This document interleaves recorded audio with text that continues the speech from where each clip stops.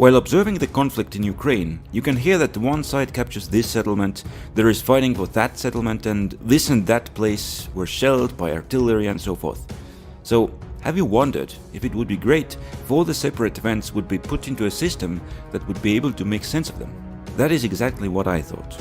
In this video, I will use the different events of the campaign in the Donbas and attempt to explain them by using general military logic. Well, anyway, I will do my best to do that, because remember, despite my efforts, I am just a YouTuber and the following is just my opinion.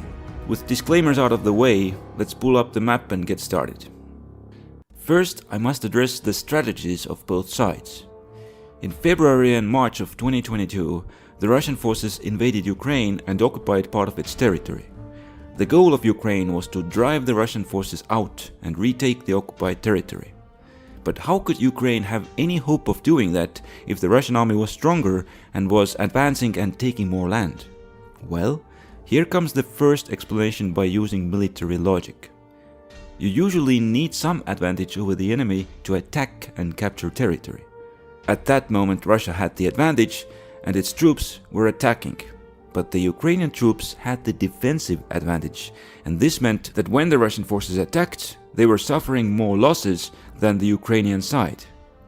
As a result, when Russia advanced, it captured Ukrainian territory, but its forces also suffered losses and became weaker compared to the Ukrainian side. Ukraine made it its goal to be on the defensive until the Russians had lost so much of their resources during the attacks that they had lost their advantage and it passed to the Ukrainian side. Then Ukraine would gain the ability to counterattack and regain the occupied territories. The Russian war goal suited the Ukrainian plan, as it was to attack the Ukrainian forces in the territory known as the Donbas. Because of time constraints, I will not look at fighting in the whole of the Donbas, but only in the territory which saw most of the fighting, which is this area. This is the same area on a more large-scale map. Before we go into action, we need to address three things that influence the fighting. You can see that there is a gradient from light to dark colors. This is the height map. The lighter the color, the higher the part of the terrain. In warfare, it is usually good to have your troops stationed on the higher parts of terrain, because you can see better and shoot downwards from there. For this reason, it is more difficult to attack from darker areas into the lighter ones. The orange is the urban terrain. This basically means areas where there are houses. Compared to open terrain, houses provide cover to the soldiers from enemy fire, and they also provide good positions from where to shoot at the enemy. This means that these areas are very easy to defend from all directions. Finally, let's see the Russian tactics. The Ukrainian forces had the defensive advantage, and if the Russian forces attacked them, they would suffer large casualties from Ukrainian fire. The Russians therefore decided to use their advantage in the artillery and bomb the Ukrainian positions with artillery shells until they were mostly destroyed, and only then sent the assault forces to capture them. But the problem with these tactics was that it would take a week or more to destroy the Ukrainian positions with artillery bombardment, and this made the Russian advance to be slow. Anyway, let's get into the action. In March and April, Russian forces launched several attacks outside the area of interest. After these attacks had not had the intended success, Russia changed its strategy in late April and launched a two-pronged attack west of Lysychansk-Severodonetsk. We will first look at the Russian offensive in the south. In the south, the main obstacle for Russia was the urban area of Popasna-Hirska. The first Russian goal was to take the town of Popasna, which was located on the dominating heights. They concentrated their artillery fire on the town, and after some weeks of bombardment, the town and Ukrainian defenses in it were destroyed. By the start of the second week of May, the Russian forces took control of it. The Russians used the rest of May to secure the heights that Popasna was dominating, but then they ran into the second Ukrainian defensive line, which the Ukrainians had meanwhile constructed. In the south, the Ukrainian defenses were anchored on the two artificial lakes. They then went north along the string of villages which blocked the movement west of Popasna. Then it went along the Ukrainian strongpoints in the towns of Bakhmutske, Yakovleka and Berestove. The direction north of Popasna was covered by the settlements of Rubivka and the dual settlement of Kumyshevacha. In the east, the defense was anchored onto a large urban area of Kyiv on a dominating height. During the second half of May, the Russian forces continued to advance north and attempted to breach the second Ukrainian defensive line, but they ran into a strong resistance near Berestove and their attack was repelled. By the beginning of June, they had been forced to fall back. At the same time, the Russians undertook an offensive from the north. Here, their main obstacle was the Siversky Donets River. The Russians easily overcame the weak first Ukrainian defensive line and occupied the towns of Kreminna and Liman. They then reached the Siversky Donets River. One of the defensive benefits of a river is that when something takes place on the river, it is well seen by the defending side. The Russians set up temporary bridges on the river and began transporting their forces to the other shore, but they were spotted by the Ukrainians, whose artillery began shelling the area heavily. As a result, the bridges were destroyed and a lot of Russian tanks were lost. This was such a costly failure for the Russians that they gave up on crossing the Siversky Donets River. For this reason, they now concentrated on breaking through the southern Ukrainian defensive line. The Russians continued their attacks to the north of Popasna. Here, the towns of Komyshevacha, Vrubivka and Berestove dominated the heights and gave the Ukrainians good chance of defense. During the first week of June, the Russians attempted to pass between Berestove and Vrubivka, but got stuck. On the second week of the month, they assaulted in the east and were able to capture this part of Komyshevacha, which was in the valley, but the settlement on the hill still held back their progress. Finally, in the third week of the month, the Russians captured Vrubivka, and this forced the Ukrainians to abandon the remaining part of Komyshevacha. With that, the second line of Ukrainian defense was broken. Then the Russians launched an attack from the east. During the previous weeks, Ukraine had been forced to abandon its extended positions in the east. The Ukrainians took in defensive positions in the town of Toshivka. In the middle of June, the Russians launched a new offensive from here. It is unknown if the Ukrainian defenses were weak here or the Russian attack was strong, but in just a few days, the Russians captured not only Toshivka, but also the height and several villages. Now, two Russian forces were in position to link up over these heights without any major settlements in their way. Now it is time to explain some military logic. Now the main logic for the Ukrainian side is to cause losses to Russians, while keep its own losses small. Here are large urban areas of Kyiv located on the dominating heights. These are good for defense. If Russia attacked into the settlement from downhill, it would suffer large losses, while Ukraine would suffer small losses because of defensive advantage. This is good according to Ukrainian strategy. But Ukrainian forces need supplies and ammunition to continue the resistance. In fact, they would need so much of them that these would have to be continuously supplied and brought up. If Russian forces now cut off the Ukrainian supply line, then the Ukrainian forces in the towns could not get any more supplies. With the supplies at hand, they would be able to inflict some losses on the Russians, but after using them up, they would have to give up and surrender. This would mean very large losses for the Ukrainian side and small losses for the Russians. This was bad according to the Ukrainian strategy. So, in order to avoid this outcome, Ukraine decided to abandon these good defensive positions and withdrew its forces. Ukrainian forces pulled further back to a better defensive line. It started at Berestove, then went along the ridge to the Lysychansk oil refinery, and then around the southeast corner of Lysychansk. The Ukrainian forces had taken this position during the last days of June. Now let's get back to military logic. You see, on paper, the Ukrainian defensive line was good, but just in some days, the Russians captured the central Ukrainian defensive positions, the Lysychansk oil refinery. This can be explained by the fact that retreat is considered to be a complicated maneuver, when things often go wrong. It is possible that something did not go by plan during the Ukrainian retreat from Kyiv, and the Ukrainian forces could not fully man their defenses on the new line, and this allowed the Russian side to quickly capture the oil refinery. I don't know if this is a good explanation.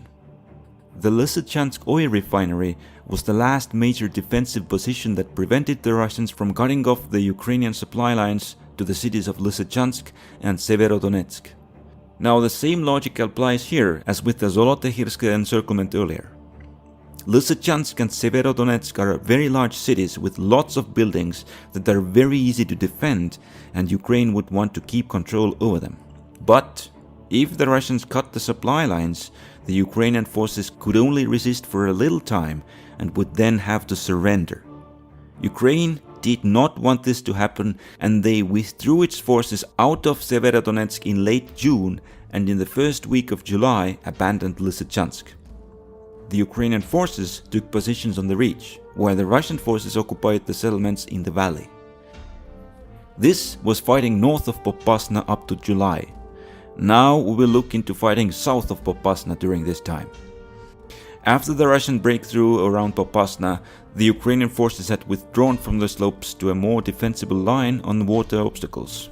Their defenses here went as follows. The southernmost part of the front line was defended by the pre-war fixed fortifications. Then there was a strong point on the hill west of the artificial lake.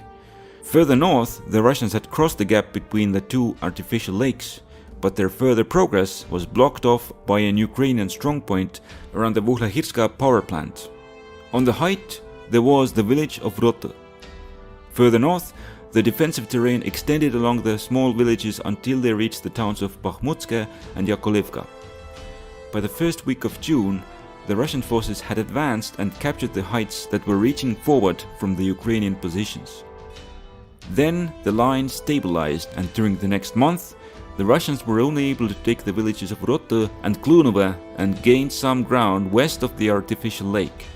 But in late July, they redoubled their effort and were able to take the heights west of the lake and also the Vuhlahirska power plant. The Russians were now continuing towards the Bakhmutka river valley with little defensive terrain, but their advance slowed down considerably. In August, they captured this area, in September this, in October this, and in November this. This progress from August to November was much slower than during the previous 4 months from April to July. There was no particularly good defensive terrain in this area, so there must be another explanation. So why did the Russian offensive slow down? Well, the Russian tactic was to destroy the Ukrainian defenses by firing artillery shells at them. There is some evidence that there was a reduction in the amount of Russian artillery fire during that time due to an ammunition shortage, which may be one of the causes for the lessened tempo of operations. But there are also articles that claim that the Russian munition situation was not problematic. So is there a munition shortage or not? Ground News will help to find it out. Ground News is the world's first news comparison platform. When looking at the same articles on this platform, one can see that the second story of Russia not having munitions problems has been covered by only one outlet, which is owned by the Russian government and is considered to have low factuality. This makes its authenticity questionable. The article that argues for ammunition shortages also suffers from some political bias, with it being covered by 2 left-wing outlets and no right-wing ones. But it is picked up by outlets with diverse ownership, which means that there is no single entity pushing its agenda. Also, the factuality rating of most of these outlets has been marked as high. So, after seeing this data in context provided by Ground News, I find that it is more probable that Russia is suffering from an artillery ammunition shortage. Nowadays, it is often impossible to get the full picture of the events just from one source. Let's use technology to move away from the old ways and upgrade to the new way to read the news. Check out Ground News by going to ground.news/history. By doing that, you will also support this channel. Thank you to Ground News for sponsoring this video. Running low on artillery ammunition stocks was not the only problem the Russian offensive faced. Also, the newly arrived Ukrainian HIMARS artillery made it difficult for Russia to transport the shells to the front line.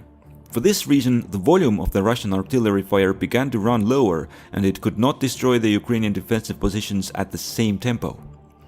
Russia had also lost soldiers during the operations, and because it had problems with men enlisting to its army, it ran into manpower shortages. Ukraine used the weakening of the Russian forces to launch a counter-offensive. By the end of summer, Russian manpower losses had grown to the extent that they did not have enough soldiers to fully man all of the front. On the most important directions, the front was well manned, but on directions considered secondary, weak spots appeared. Parts of the Russian front had become so weak that if Ukrainian forces gathered a large group of troops against a part of the Russian line, they could easily overrun this part of the front and break through. One of these weakly held lines was in this area. The offensive started on the 6th of September. The Ukrainian forces overran the Russian defenses north of Balaklia. The Russians lacked troops to react to this breakthrough. The Ukrainians drove behind the Russian lines and captured the town of Kupiansk. Now, until that time, the Ukrainians had broken through one of the weakest parts of the Russian line and had not engaged any strong Russian forces. The Russians had a chance to regroup around their strong positions and restore a defensive line. But if they held out, the Ukrainians could cut off the supply route to Russian units, which would eventually lead them to surrender. Russia did not want to allow this to happen, and they pulled back their forces to stop the Ukrainian advance over the Oskil River. By the beginning of the third week of September, the Russians had fallen back. This enabled the Russians to offer much stronger resistance to the Ukrainian forces, but the Ukrainian counteroffensive continued. During the third week of September, the Ukrainians crossed both the Oskil River and the Siversky Donets rivers. There was a good urban defensive terrain that went along the village of Yampil, the town of Liman, and the village of Novoselivka. The Ukrainian forces advanced along the Oskil River, and then they turned east and outflanked the Russian defensive line. Then the Ukrainian forces proceeded towards the east and prepared to cut off the Russian supply route to Liman from the north. At the same time, the Ukrainian forces captured Yampil. By the end of September, the Ukrainian forces threatened to cut off the Russian supply line to their troops in Liman. Russia did not want to have its forces in Liman to be cut off and forced to surrender, and it withdrew them behind the Zherebets River. This became the new defensive line, and the Russian forces retreated behind the river along the whole front. By that time, Russia had declared mobilization, which meant that it could solve its manpower problems by forcefully recruiting soldiers to its army, and it also increased recruitment by other means. This fixed the main Russian weakness, and Ukraine had lost the advantage it had. Ukrainian forces could not advance anymore. They gained control over the villages in the Zherebets Valley, while the Russian forces remained in control of the heights. This situation would persist for at least several months. Now let's get back to our area of focus. With the mobilization and increase in manpower recruitment solving Russian manpower problems, the Russians changed their tactics in this area. Before, their advance was slowed down by a shortage of artillery shells. Now they compensated for the lack of shells by the increase in number of soldiers and began relying more on ground assaults to capture the Ukrainian positions. This helped to speed up the Russian advance. This improvement made the Russians set out to capture the city of Bakhmut. With Bakhmut consisting of many buildings, the only way to take it was to encircle it and cut the supply lines to the city.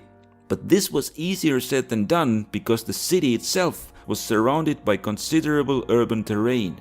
The way west of the city was blocked off by the town of Chasiv Yar and the village of Ivanivska.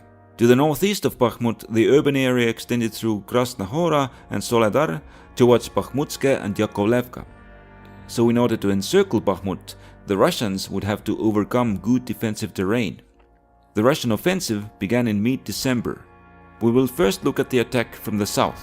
During the first 4 weeks of the offensive from mid-December to mid-January, the Russian progress here was slow. During late January and early February, they advanced up to Ivanivska, then their attack was completely stopped by the Ukrainian forces. The progress of this attack was underwhelming, but it still had distracted the Ukrainian forces long enough that the Russians had been able to make large progress with their northern attack. This is how it went. During the third week of December, the Russians took the Ukrainian strongpoint of Yakovlevka. During the last part of the month, they expanded their positions and also assaulted Bakhmutske, which fell to them during the first week of January. Then the Russians approached the town of Soledar from two sides. During the second week of January, they captured the eastern part of the town, and during the third week, they took the rest of it. By that time, they had reached the Bakhmutka river. Now, their last obstacle was the urban area of Krasna Hora. In the last part of January, the Russians crossed the Bakhmutka river near Soledar and occupied the heights overlooking Krasnohora. During the first week of February, they moved out to outflank the Krasnohora position and by the third week of the month had captured it. This made the Ukrainians retreat from the eastern part of Bakhmut to shorten their defensive line. Then the Russians seemed to advance west in an attempt to cut off the Ukrainian supply lines into Bakhmut. During the rest of February, they made these gains. During the first week of March, they advanced some more. But it seems like then their focus was changed to attacking Bakhmut directly. During the second week of March, they gained this territory. And this is what the front line looks like at the end of the fourth week of March, around the time of this video being finished. Hopefully this video will help you to put the many different events of the fighting in the Donbas into a better perspective. Having said that, this video is not of the same factual quality as my general history content, and there are still many things that we don't know for sure, and there are probably many mistaken assumptions in the video. In the next video, I will see you in the dusty deserts of North Africa, where the facts are much clearer.